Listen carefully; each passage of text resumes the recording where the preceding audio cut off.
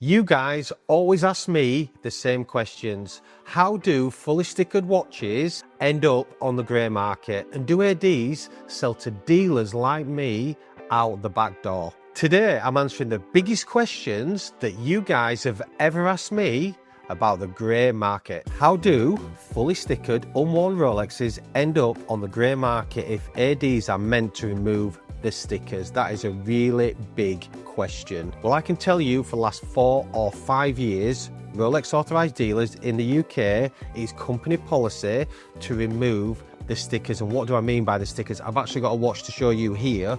So this is a fully stickered Rolex Submariner. It's the new reference to 41mm, and protective stickers are what's on the watch when they're sent from Rolex HQ to the authorised dealer to protect the watch in transit. Once that watch is sold to you guys, i.e. the client, it's the authorised dealer's policy for the last 4 or 5 years to remove all the stickers. And the reason for that is because they are worth more money on the grey market.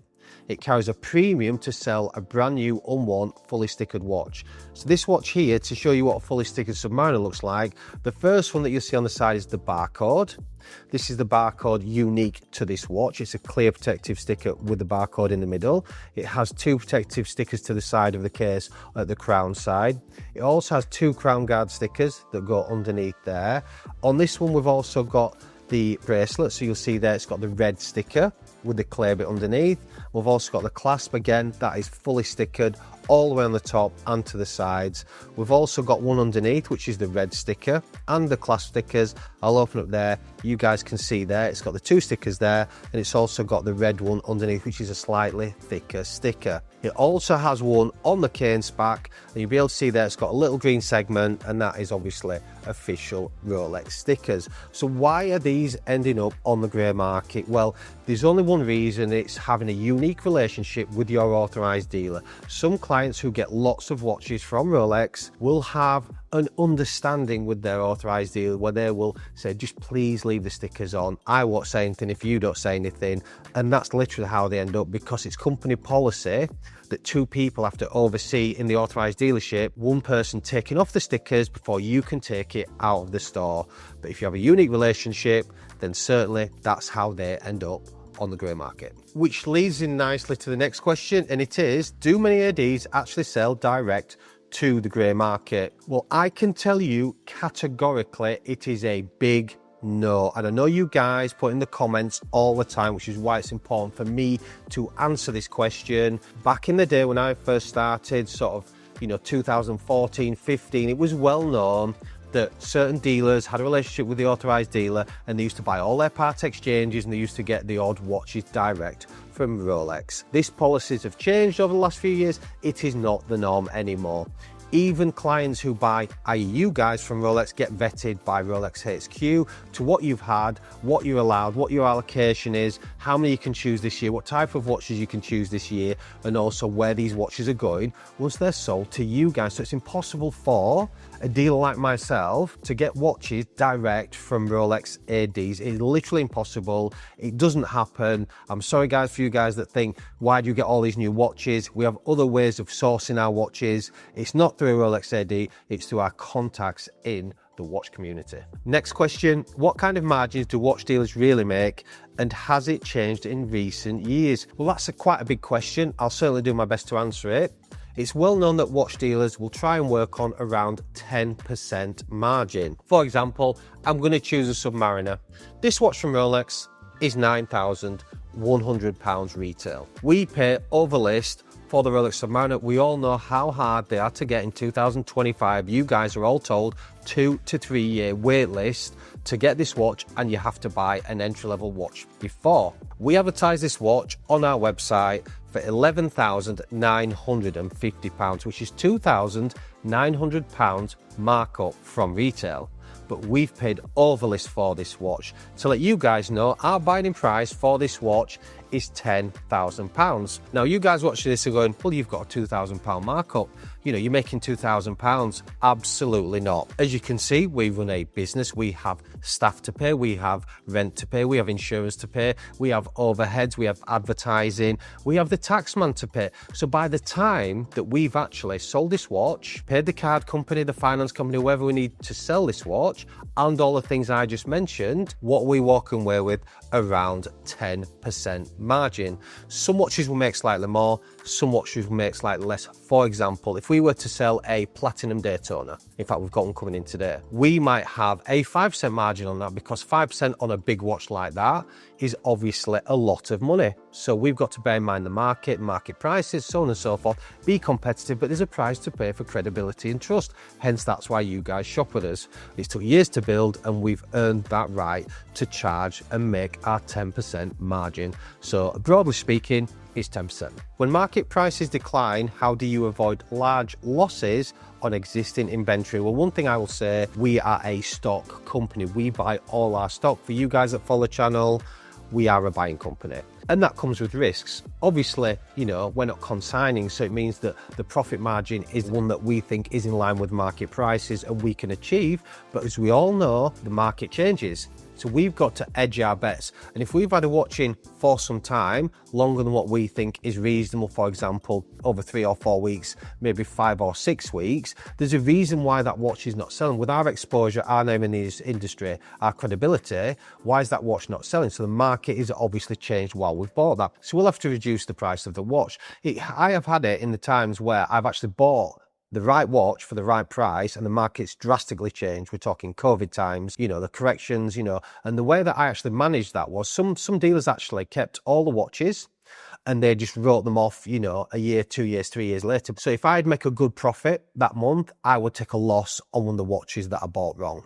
And it'd be a few £1,000s. It's very hard to justify when you're building a brand and a company, taking losses on all the stock that you had in, which is pretty much what happened to every grey market dealer out there. So what I would do is deal my way out, taking part exchanges, you know, make nothing on the first watch that I just sold, hopefully make a profit on the second watch, at least wipe its face, or certainly, you know, get our money back. And the ones that I were taking a loss on, I'd wait till I had a good month and I'd just write it off. I just take a loss, market price, and move on. Unfortunately, in business, you don't win on every watch, and it's quite smart, in my opinion, to think that you have to take losses when you need to. As hard as it hurts, you've got to do it. What differentiates you from other grey market dealers? Why should people buy from you? Well, that is a really good question, something we speak about a lot on the channel.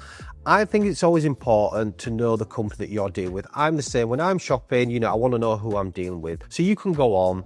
The internet's very good now. You can do a lot of research. You can go on Trustpilot, a very good benchmark for an active company with real life, recent reviews from people who are obviously shopping with that company. You know, we've been going for 11 years now. We built our reputation, bricks and mortar company now, you know, from zero to where we are, which is a lot to do, by the way. If anybody that's done it out there, you know how hard it is to build a business from zero to get here. Trust me, it is extremely hard. We're FCA regulated. Again, you've got to be squeaky clean to be able to offer finance on watches. Again, we're very proud of that and done that since day one. And also, we built our reputation through YouTube, through you guys, through the content that we do, you know, showing the behind the scenes. We're very transparent. We show everything that works here, how we operate. We even discuss our margins, you know, I mean, we are a very transparent company. And I think if you come across honest, and I think if you come across as genuine, and you are up, but we're business at the end of the day, obviously, you know, there's a profit to be made to keep the staff in business and the company in business, but we're very passionate about what we're doing. I think that's one of the things that stands out from all the other companies out there, how passionate myself and all the team are about the watch industry. And not only that, you guys, our client's journey, it means everything to me and all the boys that work here, hence why we're constantly growing, constantly adding more team members, constantly giving you guys more content, and obviously enjoying having you guys come to the boutique, shopping with us and being part of your journey. Which is why we've been nominated for an award It's the Watch Pro Award. This is the UK, they do it in America and the UK. We've been nominated for the pre-owned and vintage watch retailer of the year. So we've been awarded this by our peers, by the industry. We're going up against massive giants in the company, Watchfinder & Co, eBay, to name a few. We're in the top 10. And we've been recognised in the industry as one of the market leaders of credible independent watch companies for a pre-owned company. And for me, let me tell you, that's the biggest honour you could give me and my team. To come from zero to where we are, to be acknowledged by the industry, is the biggest thing. And we're going to London, we're going to the event, and let's hope we can pick up some silverware on the night. Next question, is the Sub-Hulk now the best value steel sports Rolex? For you guys that don't know, it's a discontinued Submariner in steel with a green dial, green bezel, and it's discontinued in 2020. I wouldn't say the best value sports watch available at the minute, just purely because it still carries a premium. Yes, we all know how hard they are to get. We all know how much loved that watch is. I wouldn't say the best value. I'd probably say the best value sports watch in 2025 is probably the Sprite. And the reason for that is it is not selling. Prices have come down so much on that watch this year. I actually have two to show you here. So I've got two, and I've said it on the channel before, I think these are low in the market. I've said it, you know, these are just under £10,000 from Rolex. They are not easy to get. It is a left-hand drive watch, you know, a curveball from Rolex. This is the Oyster, this is the Jubilee. It is to be worn by a left-handed person on your right wrist. Most of the clients that we sell this to, they will wear it on their left. Those were in Renaissance when it first came out. These were selling for over £20,000. I think we've advertised this one here, which is a brand new Oyster. I think it's around 13.5 grand. I mean, it is literally ridiculous where this watch is in the market. And this one, slightly more. Again, we've had this watch in a while, and just nodding back to what I just said earlier, sometimes you have to reduce your prices, and we've reduced the price on this watch yesterday to keep it in line with current market price with other dealers, which will hopefully just wipe its mouth. That goes to show you how active we are in the market and market prices. But for me, value for money, hard to get, sports watch, GMT Rolex, this is the one. And I'll tell you what it is, guys, if that watch there was actually done normal right-hand drive, and I had a client in yesterday saying the same thing, Rolex, green, everyone knows, synonymous with the brand Rolex. Right-hand drive, I think it would outsell the GMT Batman and Batgirl. That's how much of a good value watch that is for left-hand drive. So Rolex, bring it out right-hand drive, I'll guarantee you your order books will be full, and it will go for a big premium. Is it worth holding on to the titanium Rolex Yacht-Master long-term for investment? Well, for you guys that don't know, it's a 42mm in size, made wholly out of titanium. These are limited, very rare watches. The retail price from Rolex is just around the £13,000 mark. We had a few in this year. We've sold those for around the 20 to 22k mark. We've obviously paid a premium on them. You go into your local Rolex authorized dealer, speak to any collector out there worth his salt, and he will tell you that each Rolex authorized dealer in the UK will only get one a year. That's it. And they're not going to give it to somebody who just walks in the door who's maybe bought a couple of light Datejust and a GMT. It's just not going to happen. Their VIP client who spends a lot of money and takes some of the stuff that you guys won't take will get that watch. So for me, the answer is yes. It has to be yes. Limited supply, extremely rare for the reasons I've just mentioned. Great watch, and for me, a definite great long-termer. 1,000,000%. Which Rolex models have the biggest margins right now? This is a question that I and the team get asked every single day.